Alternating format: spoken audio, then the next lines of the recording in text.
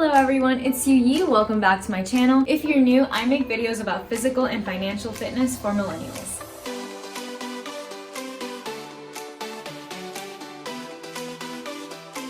Today I want to talk about some of the side hustles that I actually tried in order to pay off my debt faster. I want to discuss some of the pros and cons that I encountered doing these sorts of jobs and which ones I might recommend to people in similar situations or in different situations. Stay tuned if you're interested, and don't forget to like and subscribe if you enjoyed the video. The very first side hustle I ever tried is DoorDash driving. I think I saw some ad about becoming a DoorDash driver. Then I looked at a bunch of reviews just to see how much they paid, how convenient it is to do, and I ended up just filling out an application. I got my card and my little bag in the mail a few days later. They do have to run a background check. You need to have a valid license to be a driver, but once you have everything ready and you're approved to start driving, you have your card, you have your bag, you can literally sign into the app and start driving. DoorDash actually uses the Dasher app. This app is where you take your orders and you start your dash. You can see your driver rating and you can see which zones near you are busy because they have more orders, and obviously this can change depending on the time of day. From what I've seen, dinner is the busiest time, way busier than breakfast and lunch. I haven't actually gone DoorDash driving recently, but at the start of the pandemic in March, I was worried I was gonna get laid off, so I was actually starting to prepare for a potential layoff by picking up DoorDash driving again, and I even applied to Postmates, so I'll cover that later on. However, I did try DoorDash 2 years ago, and I think my first one was like a Wendy's order, and it was breakfast time. Once you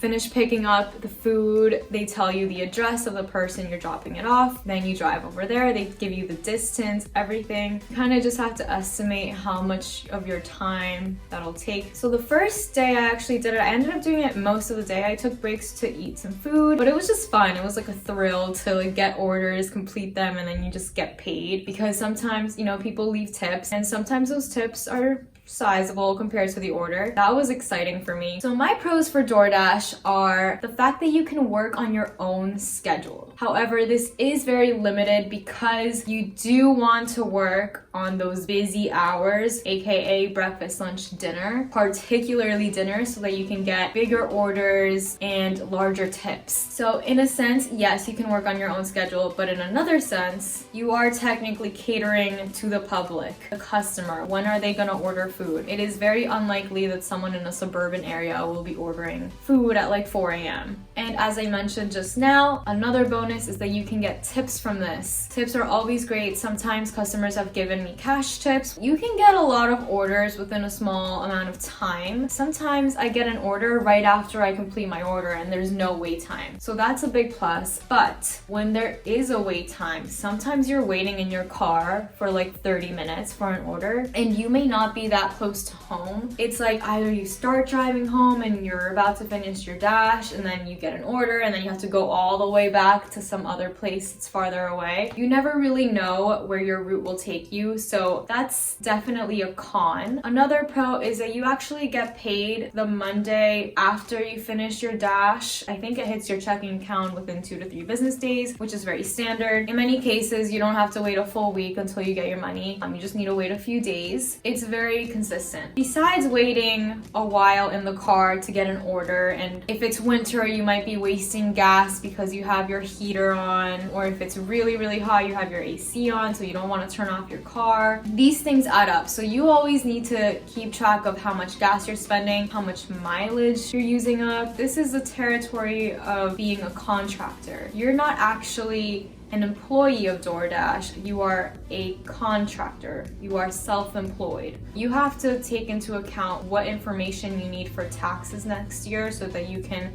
incorporate your deductions, your business expenses, your work expenses. And there are apps that can help you track gas mileage, so I highly recommend that if you're trying to get into DoorDash driving or Uber driving. That can really help you around tax season. Another con is that it kind of depends on where you are. You might have to drive like 20 minutes into a busy zone, then you'll get an order. You may not get it right from where you are, but of course that kind of puts you farther away from where you live, and so you're kind of wasting your own gas getting back to your place. My biggest issue with DoorDash. It's two, but they're combined. The app is not well designed, I don't think. I had this issue where I couldn't see my customer rating at all. I installed, reinstalled, uninstalled the app multiple times, and I called their support center and they couldn't figure this out. I had a full case number. I talked to one employee, they transferred me to another one, they transferred me to another one. They said they had my case open. It was never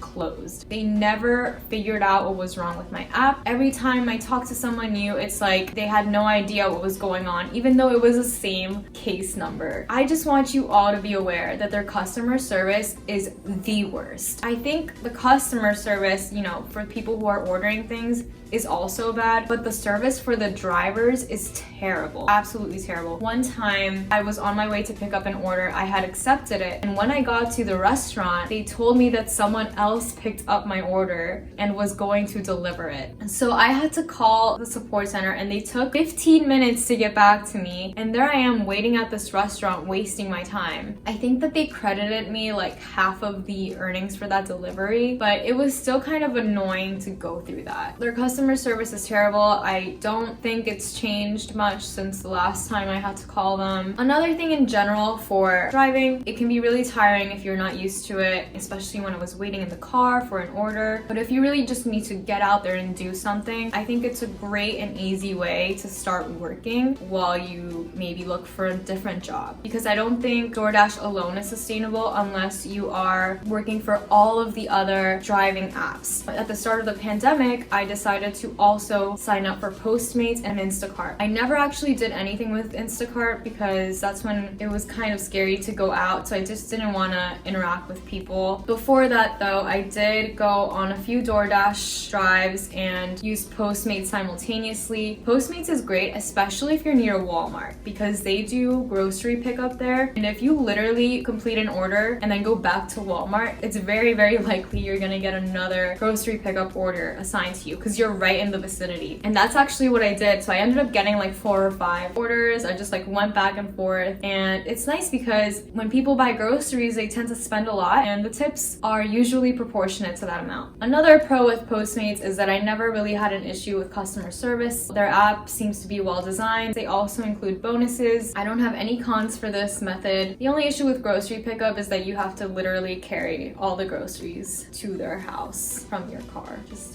work out those arms. Postmates requires the customer to sign. Well, they might have changed this since I did it, but before they were requiring me to ask the customer to electronically sign their name on my phone, which at the start of COVID seemed like literally the worst thing you could possibly do. I hope they changed that though and made it fully contactless, because if people are still having to sign on other people's phones, like that's just not the way to go. When the winter rolled around, I didn't really feel like driving anymore, and so I looked into other side hustles I could do just from home, and then I found OnlineBookClub. OnlineBookClub is a platform where you can sign up. I think you have to take like some sort of literacy test, and you can actually write book reviews for books that you get for free in like PDF form. And I saw that and I absolutely loved the idea. The pro is that if you're a reader, you get free books and you can kind of pick which books you want to review. There are children's books,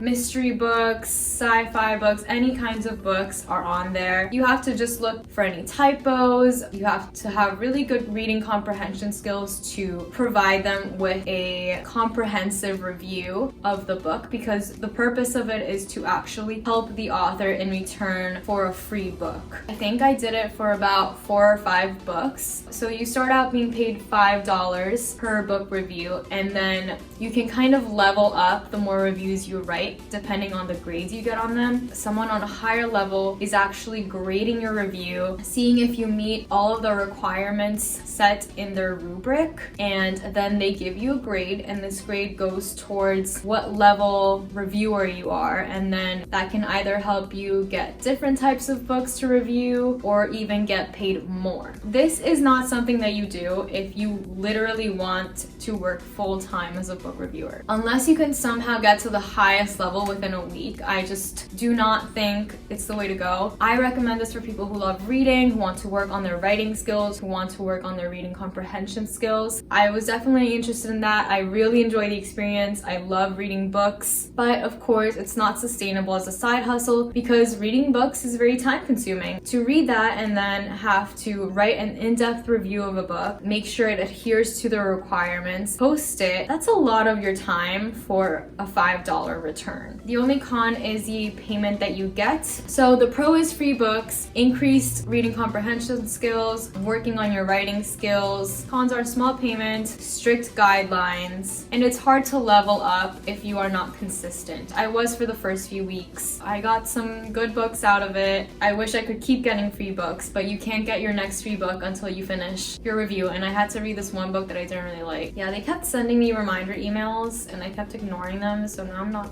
doing it anymore. If you're interested, that's what it is. The last one is one that I'm actually still doing. I am an Upwork freelancer. What I personally do is write articles about blacksmithing tools. I know nothing about blacksmithing. The person who hired me saw that I had good writing skills, and I actually used an example of a book review and some other class assignment in my proposal. What really mattered was that I had good research skills and I could actually write a good article on the topic, even though I personally didn't really know that much about it to begin with. The pros for Upwork are that you can literally sign up online, you can work from home. Most of the jobs available are work from homeable. You can honestly do a lot of writing jobs from home, data entry jobs from home, translation jobs from home. The payment method is very safe and effective. All transactions should happen on the platform and you shouldn't really be contacting your clients outside of the platform. So I personally think it's a very secure platform to be on. When you are first starting out, you get these things called connects, which are kind of like credits that you use to submit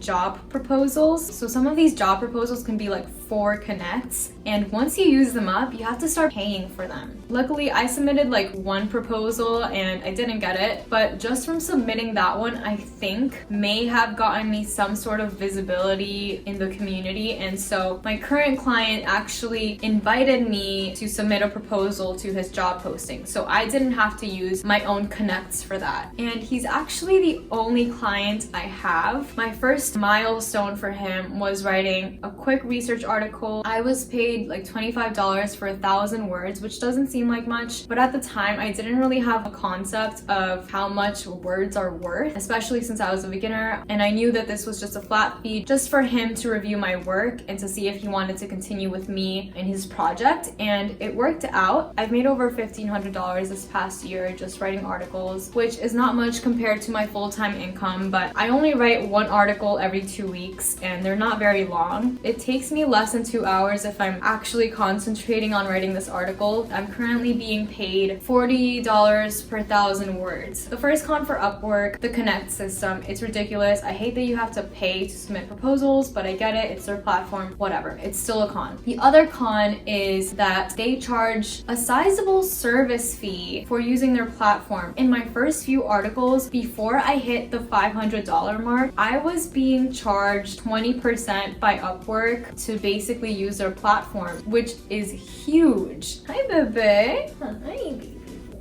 Now that I hit the $500 mark,